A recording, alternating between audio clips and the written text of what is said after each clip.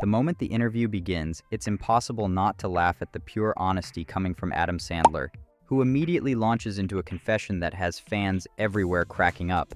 He admits, without hesitation, that he absolutely hates wearing suits. And as he sits there promoting his new film, J. Kelly, set to release in theaters on November 14th and streaming on Netflix on December 5th, he makes it crystal clear that the process of dressing up for press tours feels like torture to him. Sitting beside him is the ever-graceful Laura Dern, and together they share stories, tease each other, and reflect on their experience making the film with their legendary co-star George Clooney.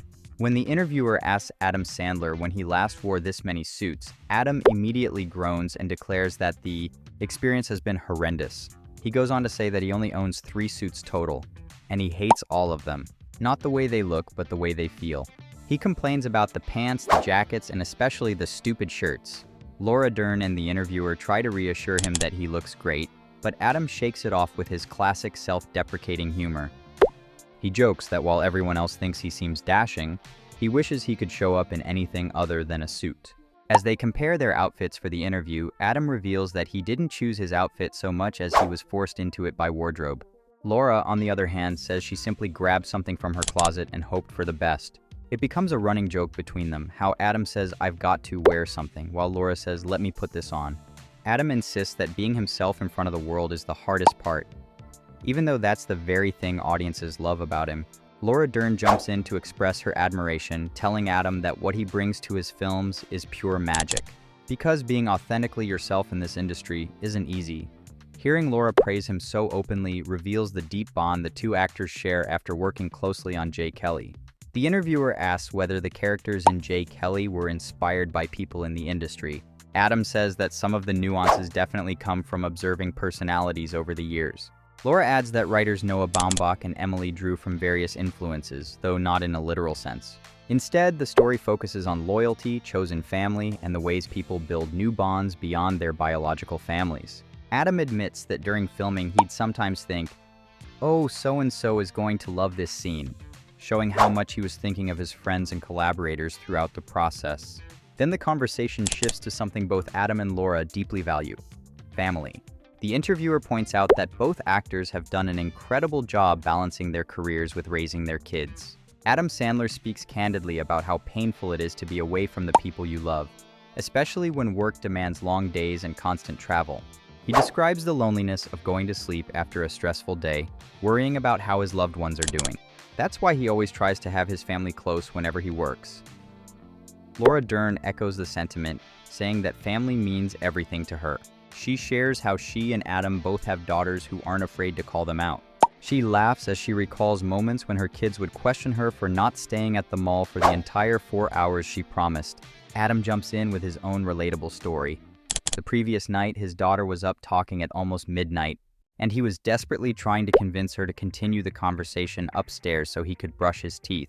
Instead, she kept talking non-stop, and he found himself trying to balance exhaustion with treasuring the moment. Those late-night talks are priceless, even if they happen at 11:30 p.m. The interview takes a fun turn when the topic shifts to George Clooney, their co-star in J. Kelly.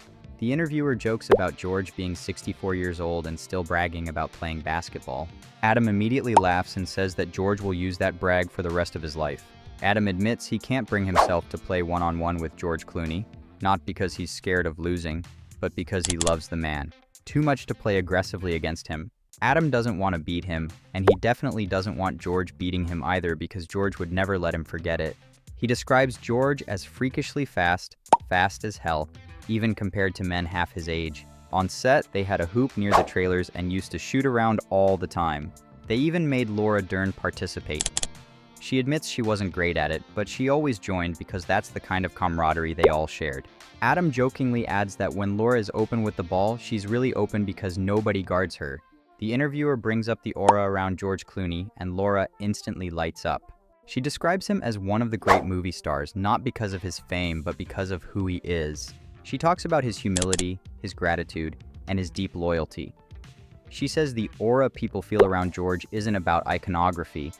It's about his kindness, his character, and how genuine he is. The conversation moves to watching George Clooney play a movie star in J. Kelly while also being one in real life. Adam says he loved watching George in that role because it felt natural to support him on screen. He recalls attending audience Q&As after screenings of the film and noticing how people couldn't stop staring at Clooney even when he wasn't speaking. That's the effect he has. People just look at him in awe. Then Laura and Adam begin sharing stories about traveling together during the film's promotional tour. The interviewer mentions that Adam is famous for planning his work around travel so he can bring his friends with him. Laura laughs and says that on this project, she was his travel buddy. Every night, the cast had dinner together with their families, and Laura grew especially close with Adam's wife, Jackie. Adam jokes that at the end of each dinner, he would stand up ready to leave, but Laura and Jackie would still be deep in conversation, leaving him to wait patiently.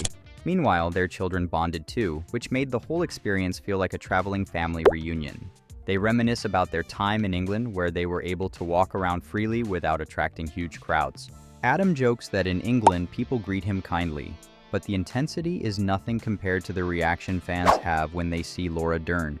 He says he gets a few enthusiastic fans, while Laura gets one elegant, deeply appreciative admirer.